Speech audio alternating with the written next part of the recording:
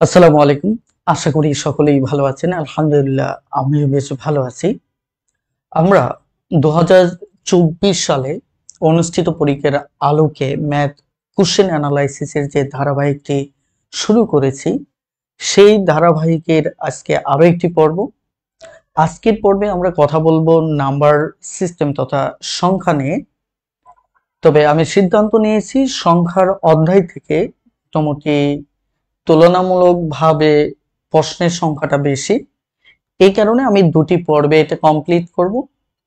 আজকে সেটির প্রথম পর্ব, ইনশাল্লাহ দ্বিতীয় পর্বে বাকি অঙ্কগুলো আমরা সমাধান করব। তো শুরুতে আমাকে একটু নিশ্চিত করবেন যে আপনারা প্রত্যেকেই আমাকে শুনতে পাচ্ছেন কিনা প্লিজ।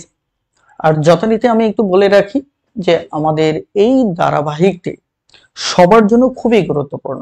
কেন? প্রথমত 2024 সালের পরীক্ষাগুলোতে কি ধরনের প্রশ্ন হচ্ছে, অতীতের চাইতে কোনো প্যাটার্নের পরিবর্তন আসতেছে কিনা সেটি আপনি এই ধারাবাহিকের মাধ্যমে জানতে পারবেন। তৃতীয়ত, সম্প্রতি অনুষ্ঠিত হয়ে যাওয়া পরীক্ষা সময়ের যে ম্যাথগুলো রয়েছে সেগুলো সামনে যে পরীক্ষাগুলো হবে সেগুলোতে হুবহু কমন পড়ার একটা সুযোগ থাকে। অতীতে এরকম রেকর্ড আমরা ভুরি ভুরি দেখেছি। সঙ্গত কারণেই এই বর্তমান সাম্প্রতিক প্রশ্নগুলোর সমাধানের অর্থ হচ্ছে আপনি সামনের পরীক্ষাগুলোতে তুলনামূলকভাবে অন্যের থেকে এগিয়ে থাকবেন। আরেকটি বিষয় হচ্ছে, সাম্প্রতিক প্রশ্ন যখন আপনি সমাধান করতে যাবেন তাহলে বুঝতে পারবেন যে কত পার্সেন্ট প্রশ্ন রিপিট হচ্ছে আর কত পার্সেন্ট প্রশ্ন নতুন আসতেছে। অর্থাৎ ওভারঅল আপনার গণিতের প্রশ্নপত্র সম্পর্কে একটি চমৎকার ধারণা তৈরি হবে। ওকে, দ্রুত আমাকে একটু নিশ্চিত করুন যে প্রত্যেকে আমাকে শুনতে পাচ্ছেন কিনা। ওকে, ওয়ালাইকুম আসসালাম রহমতুল্লাহি ওয়া বারাকাতুহু। একটু দ্রুত নিশ্চিত করুন, আমরা ইনশাআল্লাহ ধীরে ধীরে আলোচনা শুরু করে দেব।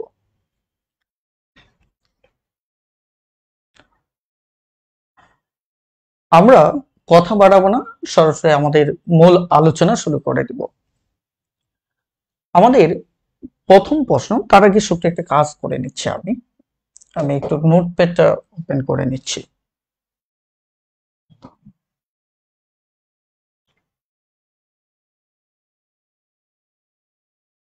ওকে, আমাদের প্রথম যে প্রশ্নটা, এই প্রশ্নে বলা হচ্ছে 5 অঙ্কের ক্ষুদ্রতম সংখ্যা কোনটি? আমি যথারীতি বরাবরের মতো প্রত্যেকটা অঙ্কে বেসিক আলোচনা করার চেষ্টা করব। আমরা জানি 5 অঙ্কের ক্ষুদ্রতম সংখ্যা, এখানে যদি তাকাই সবাই খুব সহজে উত্তর দিতে পারবো।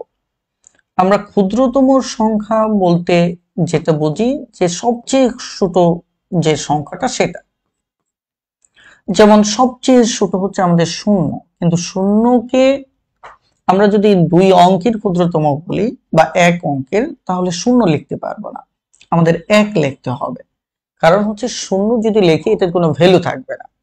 যদি 2 অঙ্কের লিখি তাহলে একটা 1, বাকিটা শূন্য দিতে হবে। এভাবে যথারীতি 3 অঙ্কের, 4 অঙ্কের, 5 অঙ্কের, অর্থাৎ যত অঙ্কের বলবে তার মাঝে আমাকে একটা 1 লিখতে হবে আর বাকিগুলো শূন্য দিয়ে কি করতে হবে? পূর্ণ করতে হবে। তাহলে 5 অঙ্কের ক্ষুদ্রতম যেহেতু বলছে, তাহলে একটা 1 আর বাকি 4টা শূন্য, যা আমাদের লাস্টের অপশনটাতে রয়েছে। একটা 1, বাকি 4টা শূন্য। এই প্রশ্নটা আমাদের বাংলাদেশ ডাক বিভাগের পোস্টম্যান পদের জন্য আসছিল। চলুন এখানে আরেকটা বিষয় বলি, যদি আপনার বৃহত্তম সংখ্যা বলতো, তাহলে যদি 5 অঙ্কের বৃহত্তম বলতো, এখানে যদি 5 অঙ্কের বৃহত্তম বলতো, তাহলে আমাদের উত্তর এটা হতো। তখন 1 অঙ্কের বৃহত্তম একটা নয়, 2 অঙ্কের ক্ষেত্রে দুটো নয়, 3 অঙ্কের ক্ষেত্রে 3টা নয়, এইভাবে চলতে থাকবে। ঠিক আছে, এবার 16 নম্বর প্রশ্নটা নিয়ে আমরা কথা বলবো। 16 নম্বর প্রশ্নে কি বলা আছে? বলা হচ্ছে 0, 1, 2 এবং 3 দ্বারা গঠিত 4 অঙ্কের বৃহত্তম ক্ষুদ্রতম সংখ্যার বিয়োগফল কত? প্রথমত হচ্ছে এখানে এই 4টা ডিজিট দিয়ে বা অঙ্ক দিয়ে 4 অঙ্কের একবার বৃহত্তম একবার ক্ষুদ্রতম সংখ্যা তৈরি করতে হবে। আমি যদি বৃহত্তম সংখ্যাটা তৈরি করি তাহলে বৃহত্তম সংখ্যা তৈরি করার নিয়ম হচ্ছে সবচেয়ে বড় যে ডিজিটটা এটাকে আগে লিখতে হবে। এদের ভিতর সবচেয়ে বড় ডিজিট হচ্ছে 3, 3 আগে লিখতে হবে। তাহলে 3 আগে লিখব, তার চেয়ে সূত্রটা লিখতে হবে, তার মানে কি 2, তার চেয়ে সূত্রটা লিখতে হবে 1 এবং তার চেয়ে সূত্রটা সেটা লিখতে হবে এখানে কি 0। এরপর আমরা 4 অঙ্কের ক্ষুদ্রতম সংখ্যা তৈরি করব। তো ক্ষুদ্রতম সংখ্যা তৈরির ক্ষেত্রে আপনাকে একই থিওরি ফলো করতে হবে, সবচেয়ে সূত্রটা আগে লিখতে হবে। এখন সবচেয়ে সূত্রটা কি 0, কিন্তু আমাদের যদি কোনো অঙ্কে শূন্য থাকে তাহলে এটা শুরুতে লেখা যাবে না, শুরুতে লেখা যাবে না। তাহলে কি করবেন আপনি এই ক্ষেত্রে তার চাইতে বড় যে ডিজিটটা থাকবে বাকিগুলোর মাঝে, তার চাইতে বাকিগুলোর মাঝে সবচেয়ে ছোট কোনটা, শূন্য বাদে 1, তাহলে আমাকে আগে ওই 1টা লিখে নিতে হবে, তারপর এই শূন্যটা বসাতে হবে, বাকিগুলো স্বাভাবিক নিয়মেই লিখবো 2, 3, অর্থাৎ ছোট থেকে বড় দিকে যাব। তবে এই ক্ষেত্রে যদি আমি আবারও বলছি, যদি শূন্য থাকে তাহলে শূন্য বাদে বাকিগুলোর মাঝে সবচেয়ে ছোট যেটা ওটা আগে লিখতে হবে, তারপরে শূন্যটা বসিয়ে দিতে হবে। এবার যথারীতি আমাকে বলছে এটার পার্থক্য কত। তাহলে আমরা যদি পার্থক্য বের করতে চাই, 10 থেকে 3 চলে গেলে 7, হাতের 1 এখানে 3, 11 থেকে 3 চলে গেলে কত 8, হাতের 1 এখানে 1 1, তাই কিনা, 2 থেকে 1 গেলে 1, তারপর হচ্ছে 2। তাহলে আমাদের পার্থক্য গিয়ে দাঁড়াচ্ছে 2187। তাহলে 2187 আমার খ নাম্বারে রয়েছে। ক্লিয়ার? আশা করি বুঝতে পেরেছেন। যদি বুঝতে পারেন একটু দয়া করে ডান লিখে দ্রুত কমেন্ট করে দেন প্লিজ। এবার আমরা ঠিক পরের অঙ্কটাতে যাব, 17 নাম্বার অঙ্ক। 17 নাম্বার অঙ্কের একটা বেসিক আপনাদের একটু ক্লিয়ার থাকা উচিত। বেসিকটা হচ্ছে এই যে যত তত অঙ্ক যদি থাকে, যত এবং তত অঙ্কগুলো হচ্ছে মূলত গড় অঙ্ক। কি গড় অঙ্ক? এটা যদি বুঝতে পারেন তাহলে আর আপনার কিচ্ছু দরকার নেই। কিভাবে? আমি যদি জানি এটা একটা গড় অঙ্ক, এটা আর এটার গড়, তাহলে আমি জাস্ট বের করে ফেলতে পারবো যে সংখ্যাটি কত। দেখেন সংখ্যাটি আমি বের করে ফেলতে পারবো। এখানে 301 যোগ 381, তাহলে আমরা সংখ্যাটা খুব সহজে বের করে ফেলতে পারবো। দেখেন 1 1 এখানে 2 0 8 3 3 6, যদি 2 দিয়ে ভাগ করি তাহলে 3 4 1, অর্থাৎ আমার 341 আমার উত্তর। কিন্তু আমাদের কথা হচ্ছে এটার একদম মূল জিনিসটা কি সেটা আমাদের একটু জানা দরকার, যা জানতে হবে।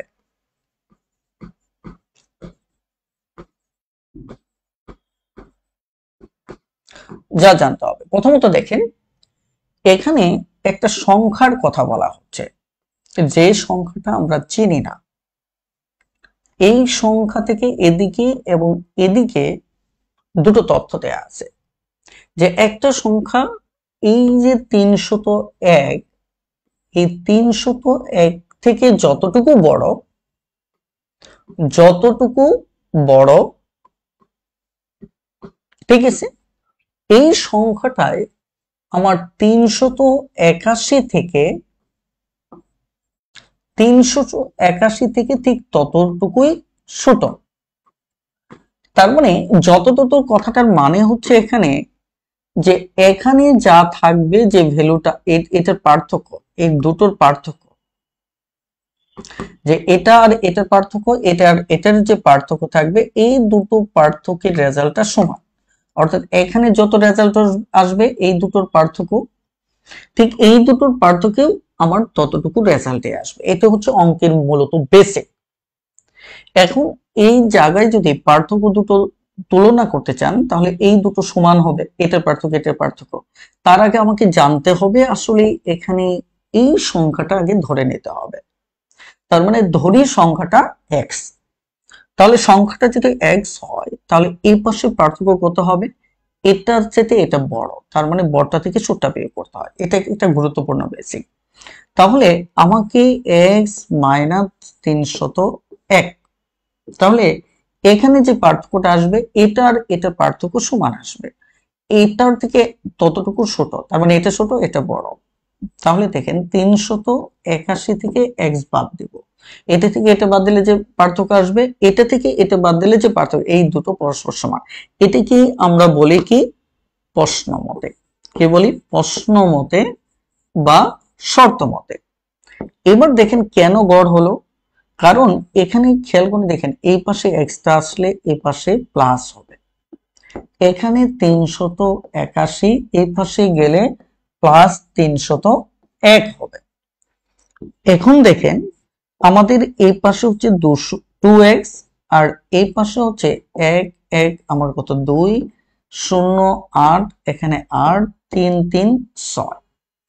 দেখেন এই ঘটনাটা সব সময় হবে, এই যে গড়ের কথা যে আমি বলেছিলাম, কেন বলেছিলাম, কারণ এই দুটো প্রতিবারই যোগ হবে এবং এখানে 2x যেহেতু হবে 2 দ্বারা সব সময় ভাগ হবে। যেহেতু 2 দ্বারা ভাগ হবে, গণিত পড়ার একটা সবচেয়ে শক্তিশালী বিষয় হচ্ছে যেটি আপনি একবার বুঝে ফেলবেন যে এটা এমনটাই ঘটবে, তাহলে মনে করবেন যে সেটা হচ্ছে আপনার একটা বেসিক হিসেবে শিখে ফেলবেন। তার মানে আমরা একটা পর্যায়ে গিয়ে ওই জিনিসটি অনুধাবন করলাম, তাই কিনা, যেটাকে আমরা এখানে শুরুতেই লিখেছিলাম যে যত তত অঙ্ক যদি আমার থাকে তাহলে সেটা মূলত কি হবে, গড় হবে। তাহলে এই টাইপের অঙ্ক যখনই কোনো পরীক্ষায় আসবো তাহলে সরাসরি আমরা কি করে ফেলবো, গড় করে ফেলবো। ক্লিয়ার? বলেন বুঝতে পারছেন কিনা? প্লিজ বুঝতে পারলে একটু ডান লিখে দ্রুত কমেন্ট করুন, হারিয়া। যদি বুঝতে পারেন তাহলে একটু ডান লিখে দ্রুত কমেন্ট করুন, হারিয়া। এই টাইপের দেখেন আরো একটা প্রশ্ন আসছে, তাহলে আমরা জাস্ট গড় বের করব, তাহলে আমাদের সংখ্যাটি চলে আসবে। তো আমরা যদি গড় বের করি তাহলে আমাদের 55 31 2, এখানে আস্তে আস্তে কত 6 5 3 8 2, তাহলে 4 3, তাহলে আমাদের উত্তর হচ্ছে কত 43। এটিও কালেক্টর গ্রেড 2 তে আসছিল, বাংলাদেশ রেলওয়েতে আসছিল। এগুলো রিপিটেড কোশ্চেন। যেমন 19 নাম্বার সেম, জাস্ট আপনি কি করবেন 506 যোগ 606 এটাকে ভাগ করে দেবেন, তাহলে আপনি উত্তর পেয়ে যাবেন 556। দেখেন এই টাইপের এটা নিয়ে 4টা অঙ্ক সমাধান করতেছি, এটাও সেম, এই দুটো যোগ করবেন, যোগ করার পর 2 দ্বারা ভাগ করবেন। আমার কাছে মনে হয়েছে এই নিয়মটা যত তত অঙ্কের নিয়মটা গত 3 মাসে সর্বোচ্চ সংখ্যক বার আসছে, 4 বার চলে আসছে অলরেডি। কথা বুঝতে পারছেন? বিগত সালে প্রশ্ন সমাধান করলে এটাও বোঝা যায় যে এই বছরের ট্রেন্ডিং এ কোন টাইপের প্রশ্নগুলো আছে, কোন টাইপের প্রশ্ন বারবার রিপিট হচ্ছে, তাহলে তার উপর কিন্তু আলাদা একটা জোর দেওয়ার সুযোগ পান। ঠিক আছে, এখানে আমাদের 735 উত্তর হবে। আর এই জায়গায় আমি একটু বলে রাখি, আপনারা অনেকেই রয়েছেন যারা গণিতে সত্যিকার অর্থে দুর্বল, গণিত কোথা থেকে করবেন কিভাবে করবেন অর্থাৎ আপনার করণীয় কি এই ব্যাপারে আপনি ক্লিয়ার কাট কোনো ধারণা পাচ্ছেন না, তাদের জন্য আমি বলি যে সবচেয়ে সুন্দর এবং চমৎকার একটা সলিউশন হচ্ছে আমার ম্যাথটিউটর বইটা। কেন? এক কথায় যদি বলি, এই বইটি সহজ ভাষায় লেখা, সিকোয়েন্স ভিত্তিক উপস্থাপন করা এবং এই বইটি শুরু থেকে শেষ পর্যন্ত যে টপিক ভিত্তিক ভিডিও রেকর্ড করে ইউটিউবে আপলোড করা। তার মানে আপনি যখন এই বইয়ে কোনো একটি অধ্যায় থেকে কোনো একটা টপিক সমাধান করবেন, ঠিক ওই টপিকের উপর ইউটিউব থেকে ওই ভিডিওটা দেখে নিতে পারবেন। ফলে একই সাথে এই বইটি গণিত শেখার গৃহ শিক্ষক হিসেবে আপনাকে হেল্প করবে।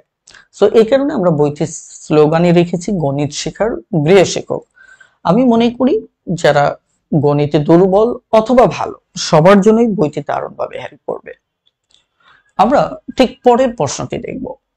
এই প্রশ্নটিতে কি বলা আছে? 21 নম্বর প্রশ্ন। দেখেন 21 নম্বর প্রশ্নে বলা হচ্ছে দুটি ক্রমিক সংখ্যার বর্গের অন্তর 119 হলে ছোট সংখ্যাটা কত? এখানে আমরা একটু সবচেয়ে শক্তিশালী একটা বেসিক শিখবো। আমি আবারও বলছি, সবচেয়ে শক্তিশালী একটা বেসিক এখানে আমরা শিখবো।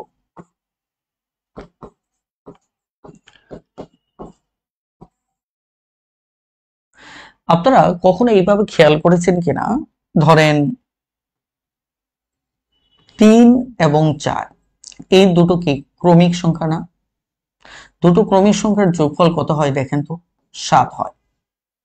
মজার ব্যাপার হচ্ছে দুটি ক্রমিক সংখ্যার যোগফল যেটা হয়, এই দুটো ক্রমিক সংখ্যাকে যদি বর্গ করে যদি বর্গটা থেকে সূত্রটা বিয়োগ করি, তাহলে দেখেন কি হয়? 4 4 16, 3 3 9, দেখেন 7 হয়। তার মানে আমি এখান থেকে একটা লেসন নিতে পারি যে যদি দুটি ক্রমিক সংখ্যার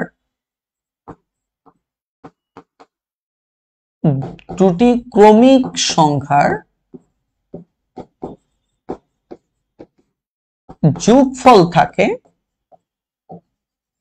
তাহলে আমরা সেটাকে বলতে পারি দুটি ক্রমিক সংখ্যার বর্গের অন্তর।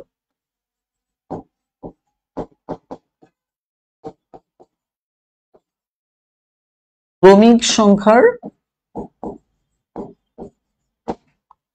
বর্গের অন্তর, এটা আমরা বলতে পারি। কারণ এই দুটো সেম জিনিস, যে এই জিনিস দুটো সেম। দুটি ক্রমিক সংখ্যার বর্গের অন্তর যে রেজাল্ট আসবে, দুটি ক্রমিক সংখ্যার যোগফল সেম রেজাল্ট আসবে। এই বেসিকটা আপনাকে কি হেল্প করবে? অনেক কিছুতে হেল্প করবে। যেমন এখানে বলা হচ্ছে দুটি ক্রমিক সংখ্যার বর্গের অন্তর 119, তাহলে ওই ক্রমিক সংখ্যা দুটির যোগফল কত? তাহলে উত্তর কত হবে? 119ই হবে। কারণ দুটি ক্রমিক সংখ্যার বর্গের অন্তর যদি 7 হয়, আমাকে যদি বলা হয় ওই দুটি ক্রমিক সংখ্যার যোগফল কত, তাহলে আমি বলবো 7। খুবই সিম্পল।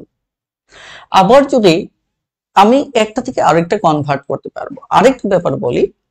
ধরুন আমাকে বলা হলো দুটি ক্রমিক সংখ্যার বর্গের অন্তর 7, তাহলে আমি ধরে নেব এখানে দুটি ক্রমিক সংখ্যার যোগফল আছে।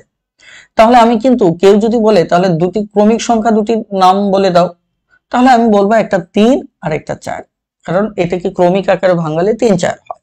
ধরেন কেউ আমাকে বললো যে ধরেন 19 দুটি ক্রমিক সংখ্যার বর্গের অন্তর। আমি তো জানি এই দুটি ক্রমিক সংখ্যার বর্গের অন্তর যে কথা, দুটি ক্রমিক সংখ্যার যোগফল একই কথা। তাহলে আমি বলতে পারবো এটার দেখেন একটা 10 হবে, একটা 9 হবে। দুটি ক্রমিক সংখ্যা, একটা 10 হবে, একটা 9 হবে। এটা বের করাটা খুবই সহজ। আপনি বের করতে না পারলে এমনি ভাগ করলেই বুঝতে পারবেন। এটা 3 না? দেখেন তো 7কে ভাগ করলে 3.5, তার মানে একটা 3 হবে আর একটা 4 হবে। 19কে ভাগ করলে কি 9.5, তার মানে কি একটা 10 হবে, একটা 9 হবে। কথাটা ক্লিয়ার? খুব সিম্পল। এখন যদি আপনাকে এখানে 119 এর কথা বলা হচ্ছে, দুটি ক্রমিক সংখ্যার বর্গের অন্তর, তাহলে এতে দুটি ক্রমিক সংখ্যার যোগফল। তাহলে তো আমি এটা কিভাবে বের করব? দেখেন, আমি যদি একদম দুর্বল থাকি, যেমন দুর্বল থাকলে যদি ভাগ না করতে পারি, 1 কম দিয়ে 6 দিয়ে ভাগ করলে কত আসবে? 3 আসবে। তার মানে সূত্রটা আসবে, তাহলে আরেকটা হবে 4, তাই কিনা? একই ভাবে আমি যদি এখানে 118 নেই, 118কে 2 দিয়ে 1 কম যদি নেই, যেহেতু এগুলো বিজোড় সংখ্যা সবসময় আসবে, 1 কম নিলে একটা রেজাল্ট আসবে কত? আমার 5 দুগুণে 10, 9 দুগুণে 18, তাহলে আরেকটা কত আসবে? 60।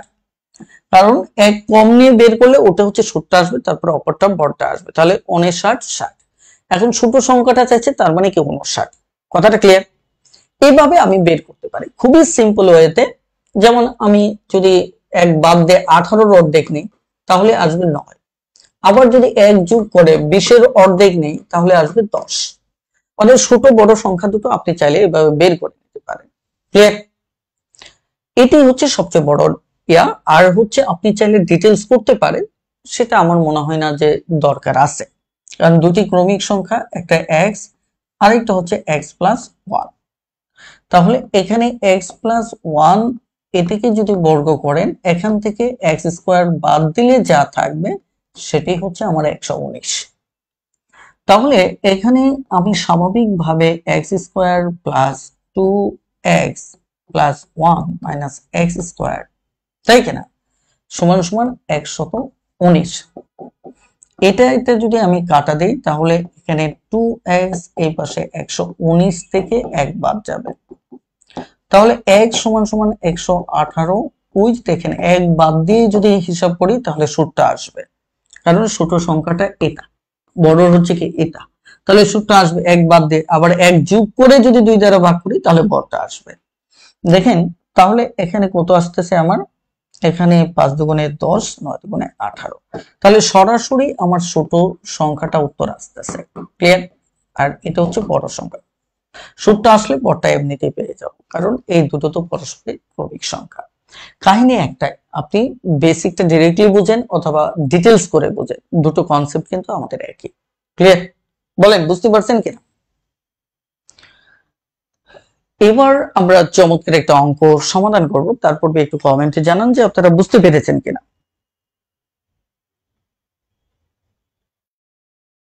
আমার মনে হয় চারদিকে প্রচন্ড গরম এবং সামনে বিশেষ করে প্রিলি পরীক্ষা, সবকিছু মিলে উপস্থিতি অনেকটাই কম। কোনো টেনশন নেন না, আপনারা জাস্ট একটু রেসপন্স করেন যে বুঝতে পেরেছেন কিনা। প্লিজ বুঝতে পারছেন কিনা, বুঝতে পারলে একটু দ্রুত ডান লিখে কমেন্ট করুন। Hurry up.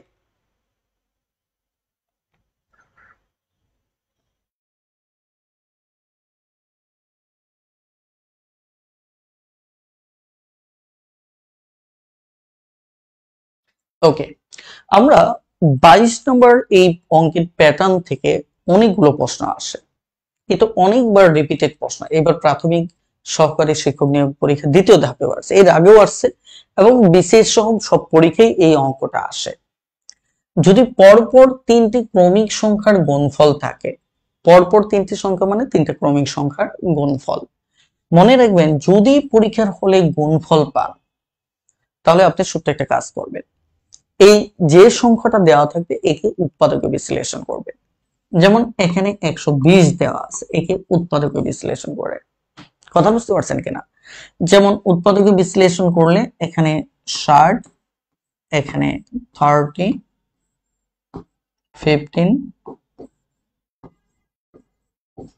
এই, তাহলে আমার কি কি আসলে এখানে দেখেন তো, আমার 2 আসছে, 3টা,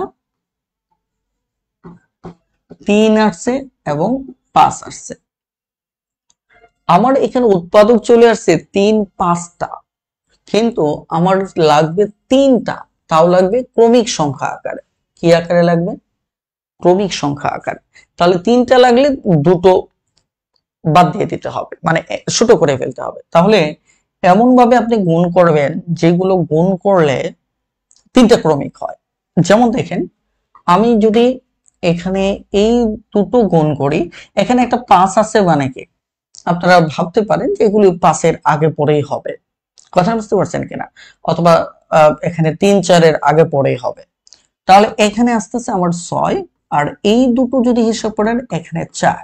দেখেন তো আমার একটা 4 চলে আসছে, একটা 5 আছে আর একটা 6, দেখেন তো 4, 5, 6 তিনটা পরপর তিনটা সংখ্যা হলো কিনা, ক্রমিক সংখ্যা হলো কিনা।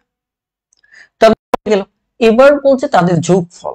এখন যদি যোগফল বের করতে চান, এই তিনটাকে এবার করতে হবে, 4 যোগ 5 যোগ 6, তাহলে 11, 15। তাহলে আমাদের উত্তর হবে কত? 15। আমি এরকম আরো দুটো ডিজিট দিচ্ছি যেগুলো প্রায় আসে, যেমন এই 60 পরীক্ষায় প্রায় আসে, একটু শিখে রাখুন, কাজে দেবে। 60, এখানে 120, 210ও আসে, কথা বুঝতে পারছেন কিনা। দেখেন এখানে 15, 10, 5, যদি তিনটা ক্রমিক সংখ্যা হিসাব করতে চান তাহলে 3, 4, 5 হবে, 3, 4, 5 হবে। যদি ছোট সংখ্যা চাই উত্তর হবে এটা, বড় সংখ্যা চাইলে এটা। আবার তিনটার যদি সমষ্টি চাই, বলেন তিনটার যদি সমষ্টি চাই তাহলে এখানে কত? 9, 10, 11, 12, কথাটা ক্লিয়ার। যেমন 210, এটাও পরীক্ষায় প্রচুর আসে, কথা বুঝতে পারছেন কিনা। এটা পরীক্ষায় কি আমাদের প্রচুর আসে। 5 2 1 3 7। তাহলে দেখেন তো এটা কিভাবে হয়। এই যে দেখেন 5 6 7 কত হচ্ছে 5 6 7, অর্থাৎ এই 3 আর 2 যদি আমি গুণ করি 6 হবে, তাহলে 5 6 7। এবার যদি আমি সমষ্টি চাই তাহলে খুবই সিম্পল, 5 6 7 তার মানে কত 11 7 18। এই কয়েকটা অবশ্যই আপনি ভালো করে মাথায় রাখবেন, এটা এবং এটা ঘুরে ফিরে পরীক্ষায় এগুলো আসতে থাকে, বারবার পরীক্ষায় আসে। এখানে কয়েক প্যাটার্নে অঙ্ক আসতে পারে। একটা হচ্ছে ছোট সংখ্যাটা চাইতে পারে, বড় সংখ্যাটা চাইতে পারে, মধ্য সংখ্যাটাও চাইতে পারে। আরো অনেক প্যাটার্ন আসতে পারে যে ক্ষুদ্রতম এবং বৃহত্তম সংখ্যার সমষ্টি, তিনটা না চাইলে দুটো চাইলো, অথবা সমষ্টি না চাইলে তাদের অন্তর চাইতে পারে। অঙ্ক যেভাবেই হোক আপনি যদি তিনটার সংখ্যা বের করতে পারেন, এটা যোগ বিয়োগ ক্ষুদ্রতম বৃহত্তম যোগফল অথবা পার্থক্য যাই চা হোক আপনি কিন্তু পারবেন। টেনশনটা ওখানে না, টেনশনটা হচ্ছে আপনি এটা আলটিমেট সমাধান করতে পারছেন কিনা। ক্লিয়ার? আশা করি বুঝতে পেরেছেন। এবার আমরা খুবই গুরুত্বপূর্ণ একটি আলোচনায় প্রবেশ করব, এবং আজকের আলোচনার ভিতর এই আলোচনাটা একটু দীর্ঘ আলোচনা, ঠিক আছে? এই জন্য চলুন আমরা ছোট্ট একটা কাজ করি। প্রথমত হচ্ছে আমি যদি মানে সক্রিয় মান এবং স্থানীয় মান এটার ব্যাপারে একটা ধারণা থাকলে আমাদের জন্য অনেক কিছু বুঝতে সুবিধা হয়। একটা অঙ্কের দুটো মান থাকে, একটা সক্রিয় মান থাকে, আরেকটা স্থানীয় মান থাকে। কথা বুঝতে পারছেন কিনা?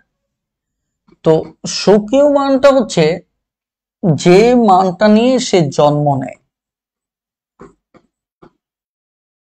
অর্থাৎ যে মানটা নিয়ে তার জন্ম হয় ওটি তার সক্রিয় মান। কথা বুঝতে পারছেন কিনা? যেমন আমি যদি বলি 1 2 3 4 এভাবে 9 0 থেকে 9 পর্যন্ত এই প্রত্যেকটার কিন্তু যে মানটা আছে এগুলো হচ্ছে সক্রিয় মান। আপনি যদি এখান থেকে বলেন এটা কত 4, তার মানে কি এই মানটা নিয়ে সে জন্ম নিয়েছে, এটা হচ্ছে তার সক্রিয় মান। এই মানটা যে মানটা নিয়ে যে জন্ম নিয়েছে তার কখনোই পরিবর্তন হয় না, কি অপরিবর্তনীয়, অপরিবর্তনীয়। এখন প্রশ্ন হচ্ছে এখানে তাহলে স্থানীয় মানটা কি? যখন এদেরকে দ্বারা আমরা সংখ্যা তৈরি করি, কি তৈরি করি? এরা কিন্তু অঙ্ক। এই যে এখানে টোটাল 10টা অঙ্ক, কয়টা? 10টা অঙ্ক। অঙ্ক যেটাকে আমরা বাংলায় বলি বর্ণ, তাই কিনা, অথবা ইংলিশে যাকে বলি আমরা লেটার। কথা বুঝতে পারছেন কিনা? অর্থাৎ ওই মানে একটা প্রতীকের যে নামটা, প্রতীকের যে নামটা সেটাই হচ্ছে মূলত এখানে অঙ্ক। এখন দেখেন স্থানীয় মানটা, যেমন আমি যদি 5 2 3 লিখি, তাই কিনা, একে আমি বলছি কি 500, মানে এখানে কি 23, তার মানে এখানে 3-এর যে ভ্যালুটা 3। আপনারা এগুলো কিন্তু জানেন, এটা একক স্থান, এটা দশক স্থান, এটা শতক, এভাবে আমরা একক দশক শতক হাজার এগুলো আমরা মুখস্থ করেছি। তাহলে এখানে এই যে 2-এর মানটা এটা হচ্ছে আমার 20। এটা শতক, যেহেতু শতক মানে 3 ঘরের মান, আর দশক মানে কে, দশক মানে 2 ঘরের মান, একক মানে কে 1 ঘরের মান। কথা বুঝতে পারছেন? তাহলে এটার মানটা হচ্ছে আমাদের কত 500। এখন এই যদি এই যে 5-এর স্থানীয় মান 500, 2-এর স্থানীয় মান 20, 3-এর স্থানীয় মান 3। এখন যদি আমি বলি 5-এর, এখানে যদি বলি 5-এর সক্রিয় মান 5ই হবে, মানে ওর যে মানটা জন্ম নিয়েছে ওটাকে আলাদাভাবে চিন্তা করলে ওর ভ্যালু 5-এ। বাট যখন আমি এই সংখ্যাতে চিন্তা করতেছি, মূলত স্থানীয় মানটা আসে শুধুমাত্র সংখ্যার ভিতর বসলে। কি বলেন তো? স্থানীয় মানটা আসে শুধুমাত্র সংখ্যাতে বসলে। কথা বলছেন? সংখ্যাতে না বসলে সে তো মানে ডিজিটই থেকে গেল, অঙ্কই থেকে গেল, তখন তার জন্মের সময় মানটা নিয়েই সে থাকবে। কিন্তু যখনই সে সংখ্যায় বসলো, ওই সংখ্যার একটা একক দশক স্থান মানে শতক হাজার এই ধরনের একটা চেয়ার আছে, পজিশন আছে, তখন তার ভিত্তিতে তার মান নির্ধারিত হয়। এই যে দেখেন এর মান তাহলে হলো কত 500, এর মান 20, এর মান 3। এখন যদি পরীক্ষার প্রশ্নে বলা হয় যে 523 এর 5 এর সক্রিয় মান কত, উত্তর 5। যদিও 523 এর 5 এর স্থানীয় মান কত, তাহলে হচ্ছে 500। কথাটা ক্লিয়ার? এখন যদি এটা সংখ্যা না দিয়ে আমি এ বি সি দিয়ে দিই, তাহলে এদের স্থানীয় মানটা কত হবে? ওই যে আমরা ওভাবে বের করব, এটা একক স্থান তার মানে শুধুমাত্র সে, এটা দশক স্থান তার মানে কি 10b, এটা শতক স্থান তার মানে কি 100a। এটার যদি মান আমাকে বলতে বলেন তাহলে আমি বলবো 100a যোগ 10b যোগ c, এটা হচ্ছে তার মান। এই টোটালটার স্থানীয় মানটা হচ্ছে এত। কথা বুঝতে পারছেন? এটা দ্বারা বোঝা যাচ্ছে এর শতক স্থানে আছে b, মানে দশক স্থানে আছে, সি একক স্থানে আছে। যেমন দেখেন এটাকে আপনি যদি যোগ করেন 500 যোগ 20 যোগ 3, দেখেন এটা কিন্তু ওই 523 আসবে, ওটাই মান আসবে। তার মানে কি ওর স্থানীয় মানটা আলাদা করে বের করে আপনি যদি এগুলো যোগ করেন ওর আগের মানটাই আসবে, কারণ এরা যারা এরা তো তারাই। কথাটা ক্লিয়ার? তাহলে আমরা জানলাম যে সক্রিয় মান কি এবং স্থানীয় মান কি। এখন এই কনসেপ্টের উপর ভিত্তি করে আমাদের এই একটা অঙ্ক আসছে। এটা অঙ্ক যে নতুন অঙ্ক এমন না, এটা ম্যাথ টিউটর থেকে রিপিটেড অঙ্ক। এখানে যা করাচ্ছি সবগুলোই ম্যাথ টিউটর থেকে কমন আছে। এখন দেখেন একটি সংখ্যার একক স্থানীয় মান এ, একক স্থানীয় মান মানে এখানে, তারপর দশক স্থানীয় মান মানে এখানে, তাহলে এটার মান হবে এ, এটার মান হবে কত 10b। তাহলে এটা যোগ করলে দুই ভাবে থাকতে পারে, 10b প্লাস এ অথবা a প্লাস 10b, কারণ এটা তো এই মাঝখানে দেখলেই ভ্যালু বসবো। তাহলে এখানে আছে কি দেখেন 10b কোথায় আছে, এটা আছে 10a প্লাস 10b। বুঝছেন? এটা দ্বারা এমনি বোঝা যায় এটা একক স্থানে আছে, আর 10 গুণ মানে কি এটা দশক স্থানে আছে। ক্লিয়ার? খুবই চমৎকার একটা অঙ্ক। আমরা এখানে 24 নম্বরের অঙ্কটা দেখব। একটু আগে যে বেসিকটা নিয়ে কথা বলেছি ঠিক সেম বেসিকটাই কিন্তু এখানে দেওয়া আছে। কিরকম দেখেন 23,005 সংখ্যাটিতে 3-এর স্থানীয় মান কত? সক্রিয় মান হলে 3 হতো, চাইছে কি স্থানীয় মান। তার মানে আমাকে দেখতে হবে এটা হচ্ছে 5, এটা হচ্ছে ডাবল শূন্য, এটা হচ্ছে 3টা শূন্য, এটা হচ্ছে আমার 3 এবং 4টা শূন্য, কারণ এটা 4 ঘর। খেয়াল করে দেখেন এটা হলে কত হতো 2 এবং 4টা শূন্য। তাহলে আমার 3 এর চাইছে, তার মানে আমাদের উত্তর হচ্ছে এটা 3 এবং দুটো শূন্য। ক্লিয়ার? এখন এই শূন্যের জায়গায় আপনি আবার কনফিউজড হয় না, এখানে 5 তো একক গড়ে 5 কে 5 শূন্য, এই শূন্য এবং দশক গড়ে 2 গড় হবে, তাহলে আরেকটা শূন্য। কথা বুঝছেন? মানে দশক গড় মানে যে সংখ্যাটা আছে এটা এবং আরেকটা শূন্য হবে। তাহলে শতক গড়ে কেন হয় এই যে দেখেন এই শূন্য যে ধরেন 5 আছে, এটা লিখলেন 5 কে 5, তাই না?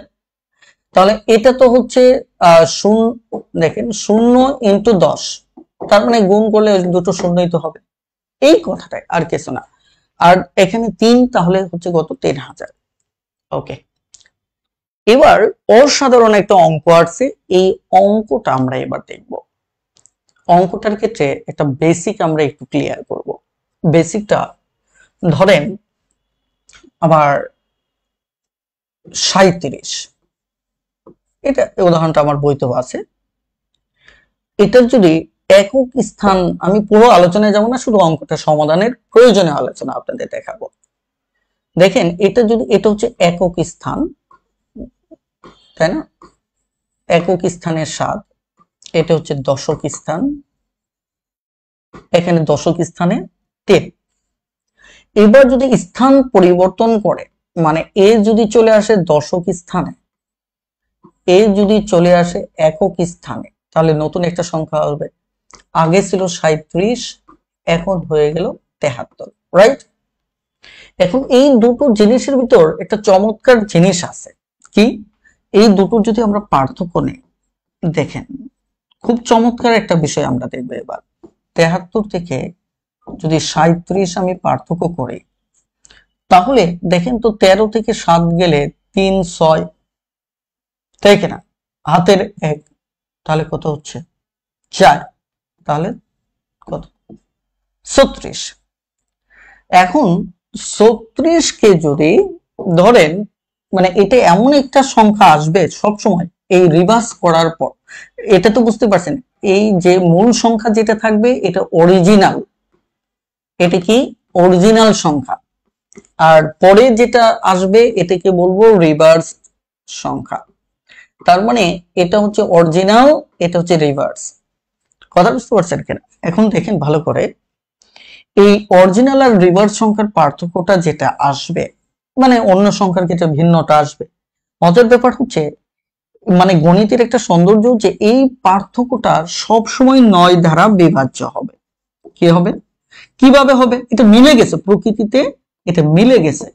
কারণ প্রকৃতির তো আসলে গণিতের মানে বিভাজ্য হবে, মানে মানুষের জীবন এবং প্রকৃতির অনেক রহস্যকে গণিত সুন্দর করে প্রকাশ করে।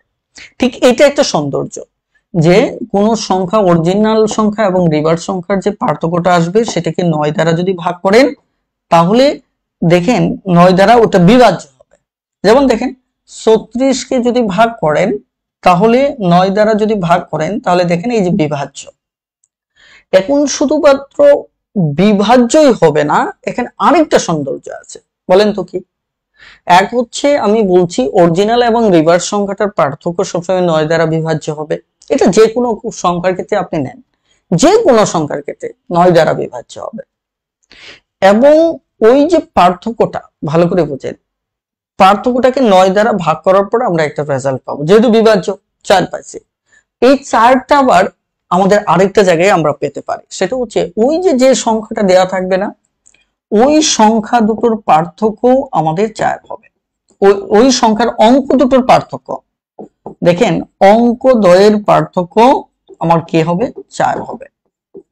দেখেন তো এটা একটা আরেকটা সৌন্দর্য না?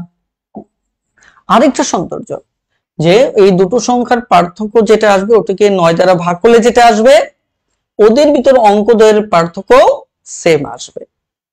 এটা একটা অসাধারণ বেসিক। এই বেসিকটা যদি আপনি বুঝতে পারেন, তাহলে দেখেন এখানে এই অঙ্কগুলো এরকম প্রায় 30-40টা অঙ্ক আপনি ম্যাথ টিউটরে পাবেন, যেগুলো বিভিন্ন আঙ্গিকে আসছে। এইটুকু বেসিক দিয়ে সব অঙ্ক আপনি মানে 3-4 সেকেন্ডে সমাধান করতে পারবেন। অনেক ক্ষেত্রে 1-2 সেকেন্ড লাগবে, দেখবেন আর সমাধান করে দেবেন। কিভাবে? এই যে দেখেন এখানে বলছে 2 অঙ্ক বিশিষ্ট একটি সংখ্যার অঙ্কদ্বয় স্থান বিনিময়ের ফলে 54 বৃদ্ধি পায়। বলেন তো এখান থেকে এটা আনার ফলে এখানে কত বৃদ্ধি পাইছিল? 36। এখন যদি আমি 37 কে রিভার্স করতাম, তাই কিনা, সরি 73 দেওয়া থাকতো, 73 কে রিভার্স করে যদি 37 আনতাম, তাহলে আমার কি 36 কম হতো, অরিজিনাল সংখ্যার ক্ষেত্রে কম হতো, তাই কিনা? এবার 37 থেকে 73 আসছে, এবার 36 কি পাইছে? বৃদ্ধি পাইছে, তাই কিনা? তার মানে আমি এটা অনেকভাবে বলতে পারি যে এই সংখ্যাটা রিভার্স করার ফলে আমার 36 বৃদ্ধি পেল। যেমন এখানে বলছেন এমন একটা সংখ্যা বলছে স্থান বিনিময়ের ফলে 54 বৃদ্ধি পাইছে, মানে আমার এখানে 36 পাইছে, তাদের যে অঙ্কটা রয়েছে এটা 54 বৃদ্ধি পাইছে। দেখেন তো আমি যদি এই 54 কে 9 দ্বারা ভাগ করি, তাহলে আমি কত পাবো? 6। এখানে 36 কে 9 দ্বারা ভাগ করে 4 পাইছিলাম, আমি বলছিলাম কি এই দুটো অঙ্কদ্বয়ের পার্থক্য হচ্ছে 4। তাহলে এই যে দেখেন 54 কে বৃদ্ধি পাইছে 6 পাইছি, তার মানে এখানে এমন একটা অপশন উত্তর হবে যে দুটো অঙ্কদ্বয়ের পার্থক্য হবে 6। যেমন দেখেন এটার পার্থক্য 6 হবে, এটার পার্থক্য 6 হবে, তার মানে বাকিগুলো পার্থক্য যেহেতু 6 না, এরা উত্তর হবে না, এই দুটো থেকে একটা উত্তর হবে। কথাটা বুঝতে পারছেন কিনা? এই দুটো থেকে একটা উত্তর হবে। এখন প্রশ্ন হচ্ছে, বলা হচ্ছে স্থান বিনিময়ের ফলে 54 বৃদ্ধি পাইছে। 54 বৃদ্ধি যেটা পাবে, দেখেন তো এখান থেকে স্থান বিনিময়ের পর 36 বৃদ্ধি পাইছে, যেটি বৃদ্ধি পাবে পরের সংখ্যাটা কি বড় হবে না? বৃদ্ধি পেলে তো বড় হবে, হ্রাস পেলে পরেরটা ছোট হবে। তার মানে এটা বৃদ্ধি পাইছে মানে কি, আমি যে দুটো সংখ্যা নিয়ে চিন্তা করব, বড়টা হচ্ছে রিভার্স সংখ্যা, যেমন এই বড়টা কি রিভার্স সংখ্যা, অরিজিনালটা ছোট সংখ্যা। এখন তো সংখ্যাটা চাইছে অরিজিনালটা, তাহলে 54 বৃদ্ধি পাইছে, তার মানে যেটা বৃদ্ধি পাওয়ার সংখ্যাটা রিভার্স সংখ্যাটা হচ্ছে 93, আর যেটা অরিজিনাল এটা হচ্ছে 39, কারণ এটা ছোট ছিল, ছোট থেকে দেখেন 54 যোগ করার ফলে 93 হয়েছে। তার মানে উত্তর হচ্ছে কি আমার ক নাম্বার, উত্তর হচ্ছে কি ক নাম্বার। এখন দেখেন এই টাইপের অঙ্ক সবসময় একটা জিনিস মনে রাখবেন, যদি বলতো এখানে হ্রাস পায় তাহলে উত্তর হতো আমার এটা। কেন আমি বলছি, মানে তাহলে সংখ্যাটা অরিজিনাল সংখ্যাটা থাকতো 93, রিভার্স সংখ্যাটা হয়ে যেত 39, এই ক্ষেত্রে আমার 54 হ্রাস পেতে পারতো। তাহলে হ্রাস পেলে রিভার্সটা ছোট হবে কিন্তু অরিজিনালটা তো আমার বড় হবে। বুঝতে পারছেন কিনা? আমাকে একটু কমেন্টে জানান যে আইডিয়াটা বুঝতে পারছেন কিনা। যদি বুঝতে পারেন তাহলে ডান লিখে দ্রুত কমেন্ট করুন, হারিয়ে। যদি বুঝতে পারেন প্লিজ ডান লিখে একটু দ্রুত কমেন্ট করুন।